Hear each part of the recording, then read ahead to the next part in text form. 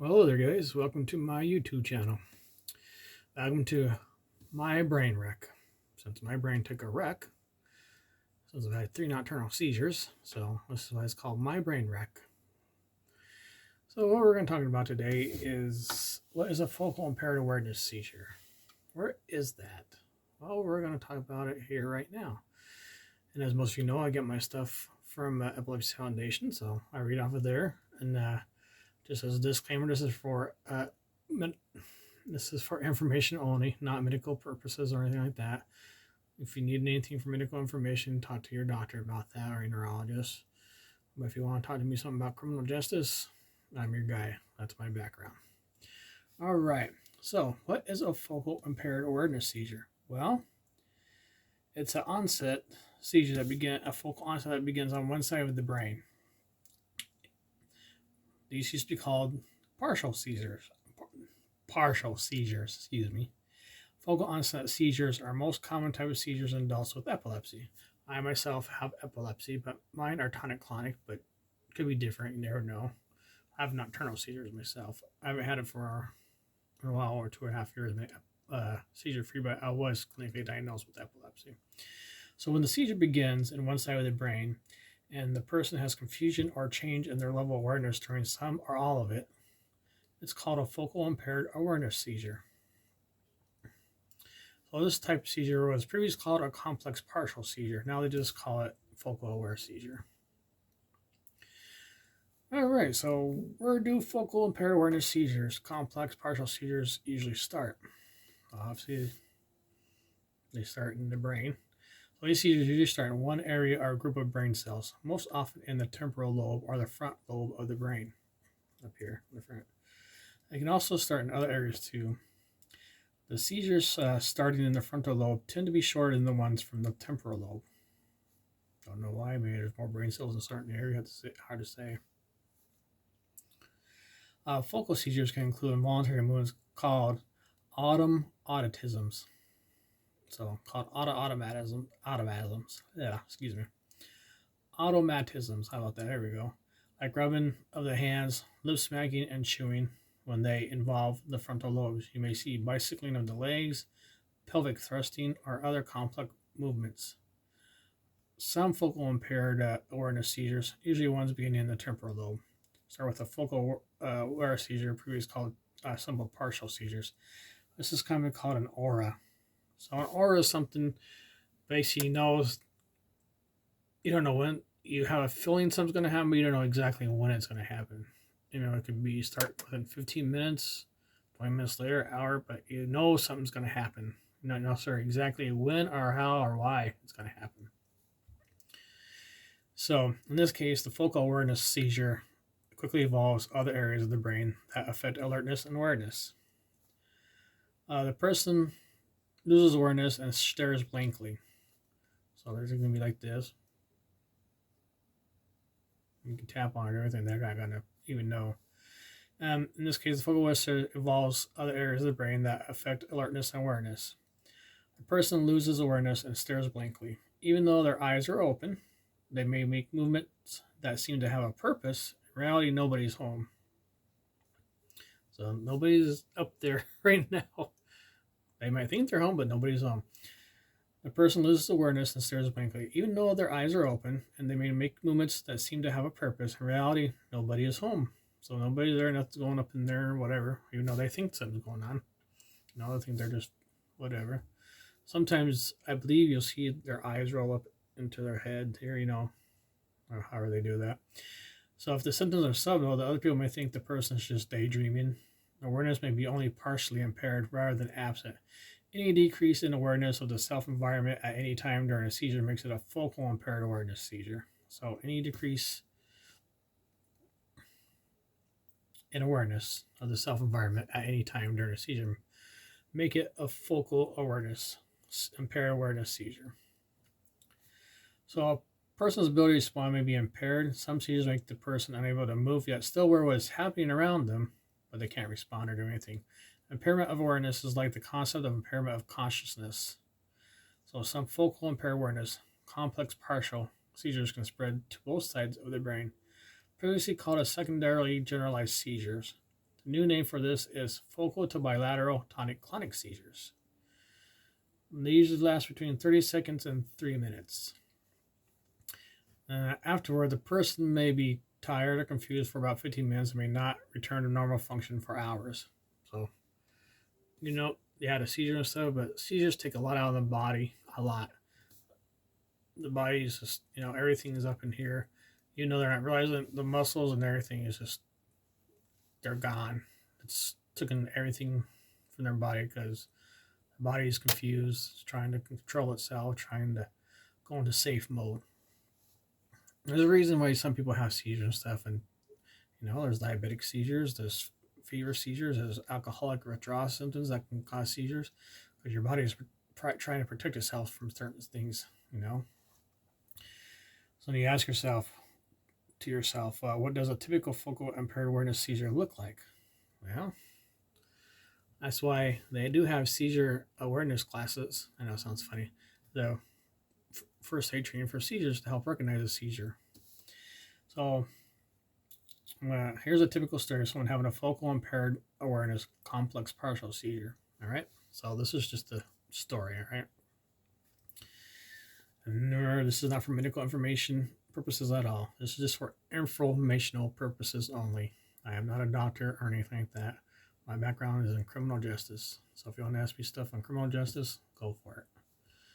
Some people can have, Susan's seizures usually occur while she's asleep. She makes the grunting sound as if she's clearing her throat. Then she'll sit up in bed, open her eyes, and stare.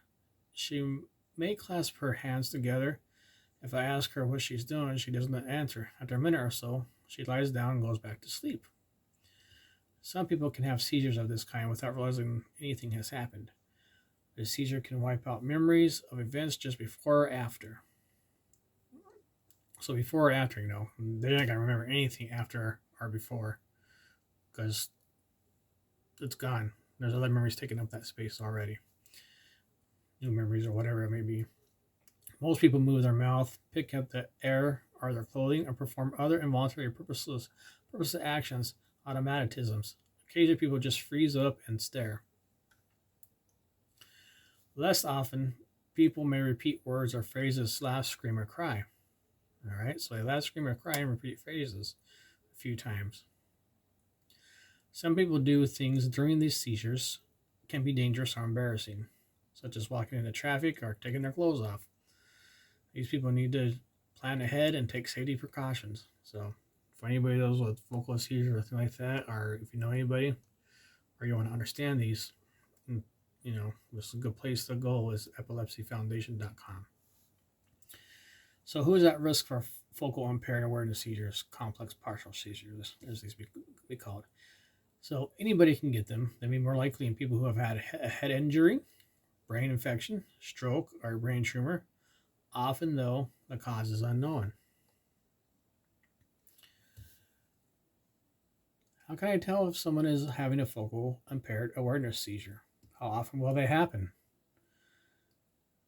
Focal impaired awareness complex partial seizures sometimes resemble either daydreaming or absence seizures. So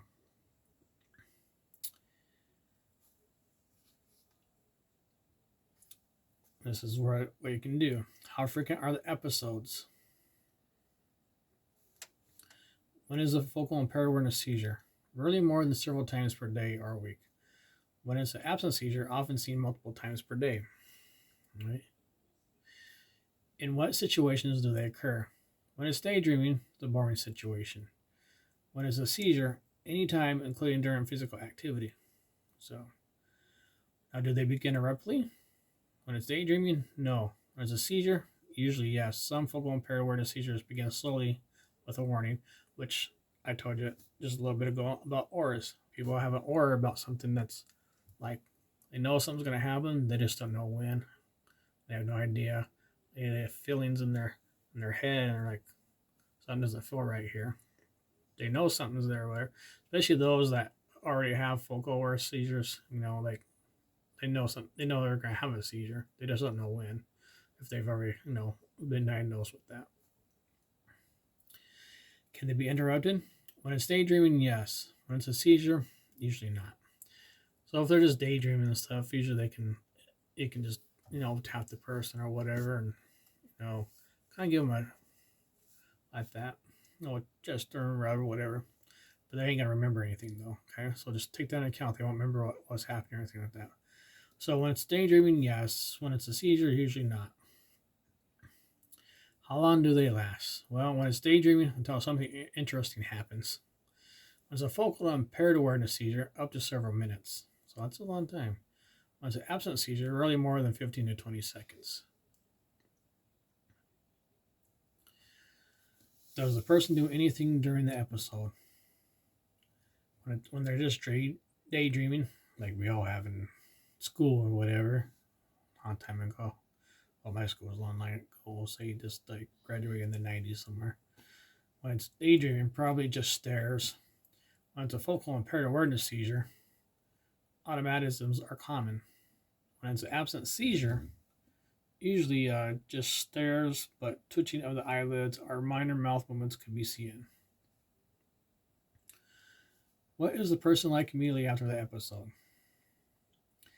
So when they're daydreaming, when it's daydreaming, when they're doing whatever, they're usually alert after what has happened or stuff. They don't know what happened, but they're alert. So when it's a focal impaired awareness seizure, often confused and are tired. And when it's an absent seizure, they're alert. So I know there's a lot to it. So what happens after a focal impaired awareness seizure? So when a focal impaired awareness seizure ends, the person may be tired or confused for a while. It could be just 5 to 15 minutes or take longer for a person to fall back to their normal state. First aid should focus on keeping a person safe and comfortable. If a person has a rescue therapy to use, it may help prevent more seizures or help a person recover after it. So basically, what they do, like myself, I have a rescue med, whatever. It's a benzodiazepine, which is, it's going to stop quite a bit of stuff. So I use like just a little tiny spray. Usually they say don't use it after 2 minutes, 5 minutes. Depends on how the doctor sees that type of seizure, I guess. I say anywhere between 2 and 5 minutes is when they say to use it, but if it's more than 2 minutes, I'd say to use it myself personally. That's if, they're not aware of anything and there's nothing's going on. So, how are they diagnosed? Well, careful observation is critical. What happens before, during, and after an event helps the healthcare team know if it could be a seizure. Okay, welcome back to my brain wreck. Just had to take a little quick break there to get something to drink. So, as I was saying, how are they diagnosed for focal seizures or bilateral? Careful observation is critical. What happens before, during, and after an event helps the healthcare team know if it could be a seizure. An EEG is a test that can also help to make diagnosis. Sometimes the routine EEG is normal, and more detailed testing that the records a person during a seizure is needed. A normal EEG between seizures does not rule out a diagnosis of epilepsy in the presence of seizures at other times. It doesn't rule it out. EEG might not catch anything at all, but it doesn't mean it's not ruled out. But they might see some certain type of spike somewhere on the brain waves, So sometimes reason seizures are hard to catch because it's somewhere deep down in your brain, deep down where they probably have to insert, do gold. I know it sounds, it sounds like, oh, that sounds mean. But basically they push, I think they believe they layer back a piece, some of your skin or scalp or whatever, somehow. I'm not sure if exactly, that's why I'm not a doctor. And they push in these little electrodes, just like what EEG was, they point why it is EEG. And they push them down a little bit farther into you. So, like I said, a normal EEG between seizures does not rule out a diagnosis of epilepsy in the presence of seizures at other times. Now, MRI or CT scans are done to help look for possible causes of seizures. If they're abnormal, they will be abnormal even between seizures. So, how are they treated? Well, there are several medications that can help prevent focal impaired awareness seizures. Other treatment options that should be considered if medicine is not controlling the seizures include surgery, the vagus nerve stimulation, the VNS as they call it, or the RNS, responsive neural stimulation, or dietary therapy, which on a certain diet. Some may be like an example would be a keto diet. All right. So you ask yourself, what should you do if you think you or yourself may have a focal impaired awareness seizure? So if you think you or a loved one may have having a focal impaired awareness seizures, let your doctor know your concerns right away. It's very important. Untreated seizures can lead to injury, a significant memory impairment, and in rare cases, physical injury or death. So, because there are medicines that can be treated with and other things. So, it's very important. So, if you feel like that, and something's just not right, something's not right in your head or anything like that, or you just feel weird, you're not sure what's going up in there, let your doctor know, definitely. Better be safe than sorry, right? So, what is the outlook for people with focal impaired awareness seizures or complex partial seizures, as they used to call them? So, as for many other kinds of seizures, the outlook depends on the cause, if known, where the seizure starts, and what kind of treatment may be the best. Now, don't forget, sometimes in your family history and stuff, there's genes, genetic mutation stuff, sometimes like that. Maybe a family history that you people in your had seizures of some type. So if you don't know or not for sure, ask your family members if they know anybody in your family, no matter which side, how far down you can go and trace that and see. Do you know anybody in your family? Like, did your uncle, your aunt, grandma, grandpa, or cousin somewhere had seizures of any type? That's a good thing to know and find out. Most times you're going to find it linked to your parents or your grandparents. Now, they may outgrown or controlled with medication. So they may be, not always, but they may be. Because you can have seizures for a lifelong time, you just don't know it. Just like me, I had nothing until I turned 48. I had 3 nocturnal seizures and a pseudo seizure. So I've been seizure under control for a while now, so I've been doing good. So they may be outgrown or controlled with medication. This is more likely in children if no cause is found. So that's more likely in children, because children might outgrow this stuff and things like that, because their body's still building up things and their cells and all that. Now, if medications don't control these seizures, surgery may be possible for some people, right? Doesn't always work. Some people have had surgery and stuff, and it may lessen the seizures a little bit. We don't know how much is lessened, but yeah, and it may not do anything at all. So surgery offers the chance to completely control seizures in some people. So just some people, doesn't mean all. We don't know the outcome. Now, diet therapies, like I said just a little bit ago, like the keto diet is a very common one that they use for people.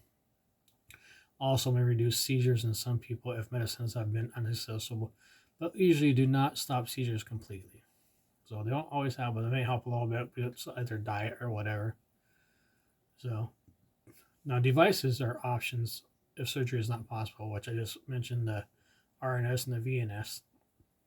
These rarely control seizures completely, but can help lower the number and intensity of seizures in many who try this. All right. So one's like implanted into your head, and one's down over here. So if seizures are not controlled, consider seeking a consultation from a neurologist that has specialized in epilepsy, called an epileptologist. An evaluation at a comprehensive epilepsy center can help evaluate the treatment options. So that is basically focal aware seizures, simple partial seizures. So I hope you got something out of this and you learned something here. And like I'll put the description into where I got my resources stuff from. And thank you for watching my brain wreck. You guys have a great day, and you stay strong, you purple warriors and seizure warriors and every warriors out there. Have a great night.